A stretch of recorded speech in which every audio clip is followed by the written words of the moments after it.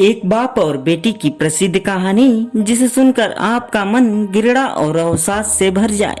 लेकिन मुझे पूरा यकीन है कि जब आप इस कहानी को सुनेंगे तो आपके विचार जरूर बदल जाएंगे।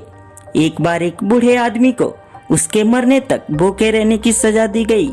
उसकी एक बेटी थी जो अपने पिता से रोज मिलने के लिए सरकार से अनुरोध किया। उसका अनुरोध स्वीकार कर लिया गया। मिलने से पहले उस लड़की की तलाशी ली जाती थी कि कहीं वह लड़की अपने पिता के लिए खाने का सामान तो नहीं ले जा रही है। भूख से तड़प रहे पिता की हालात उस लड़की को देखी नहीं जा रही थी। तभी उसने एक ऐसी हरकत की जो कई लोगों के सामने पाप के बराबर थी। वह लड़की अपने पिता को जीवित रखने के लिए अपना ही दूध पिलाने लगी, जिससे उसकी पिता की हालात बेहतर होने लगी।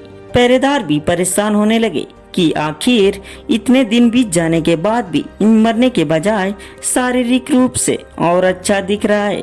उसके बाद एक दिन पहरेदारों ने उस लड़की का पीछा किया और देखा कि वह लड़की अपने पिता को जिंदा रखने के लिए अपना दूध पिला रही थी।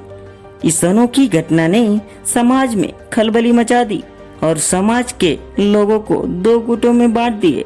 एक गुट इस कार्य को अपराध समझ रहा था और दूसरा गुट उस पिता के रिश्ते और प्यार स्नेह की महान भावनाओं का मिसाल के तौर पर बयान कर रहा था।